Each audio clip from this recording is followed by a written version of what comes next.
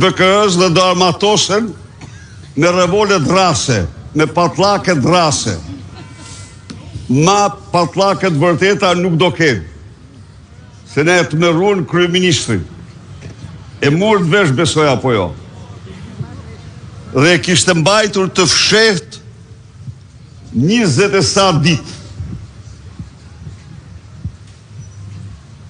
Praninë shkurjen e agjentëve të BKS në kryeministri me patlake, Rama i të merruar e mbajti të fshet 20 e sa ditë dhe nxori të nesërmen e vendimit të irenave të kushtetuesës.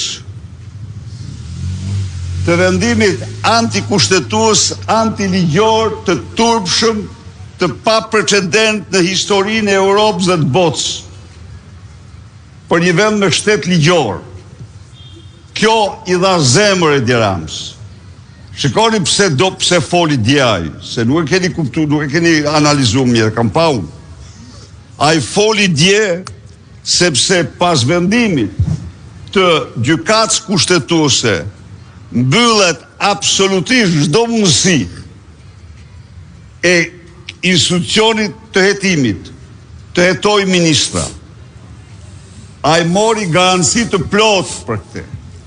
Sepse në rast se nuk ka pezullim, imunitetin dhe arrestimin ai nuk e lejon kurrë, siç nuk e lejoi në rast në Sajmir Tahirit. Pra, ajo mas e vetme që u kishte ngel në dur institucionit të prokurorisë ishte pezullimi në rast e ministrave. Dhe këte pasi pariti gjykatën kushtetuese gjerë në tjegulla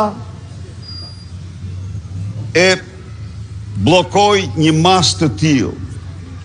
Një akt si ky nuk ka ndodhur kurrë, po u kam bindjen më thellë se qytetarët shqiptar me datën 22 dhjetor do mblidhen në Tiranë për t'i dhënë përgjigjen më të merituar vendimit të Edi Ramës për të mos lejuar hetimin dhe hetimin e parave që ka vjedhur me Belinda Ballukun. Tani ju keni kurreshtje tjera të plota. Dumani kishte marrë prokur nga Irena Gjoka për të vazhduar avokatinë e saj. Shënimi që i lash armiku të egër të pluralizmit politik dhe të votës së lirë të shqiptarëve, mercenari Edi Ramës dhe narkoqeverisë së tij Altin Dumani, me kujtesen se për veprat e tij të rënda penale drejtësia një ditë do të thotë fjalën e saj.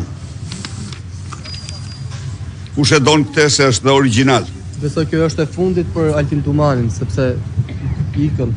Urdhro? Është mesazhi i fundit për Altin Dumanin, sepse nuk është më në atë post. Jo, nuk është i fundit. Ai bashkë me Irena Gjokën ka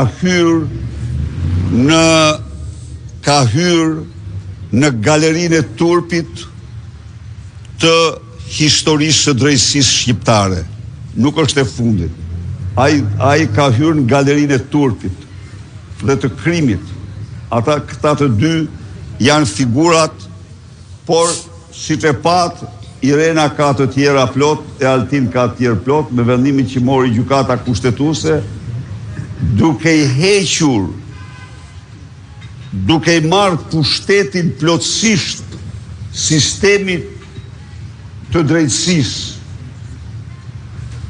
duke bërë faktin, apelin dhe gjykatën e lartë për masën e sigurisë që s'mund ta bënte kurrë. Nuk mund ta bënte kurrë.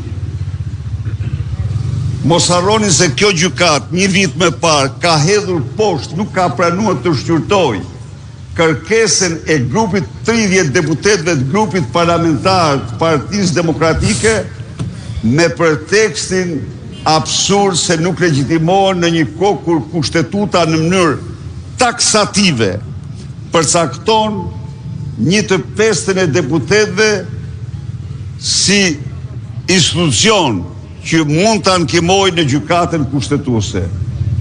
Zoti Berisha, zoti Domani ka përfunduar tashmë mandatin dhe në kryet e SPAK kemi një drejtues të ri, Florian Braho. A keni ju një qëndrim për të? Tani,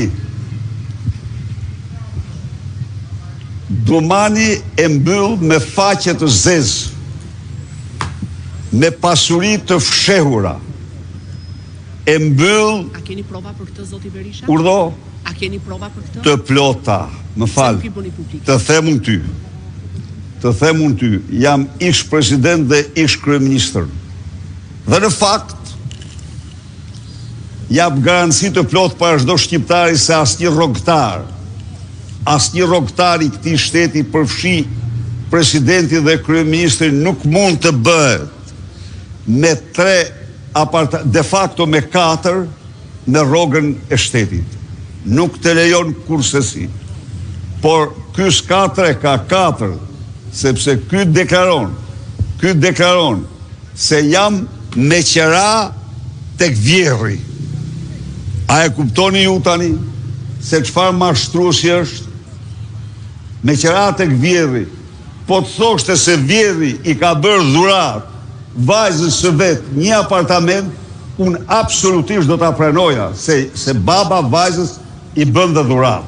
Te nuk do të avija në diskutim. Por apartamenti është ndërtuar, ky është aksioner aty dhe thot jam me qera tek vjerri.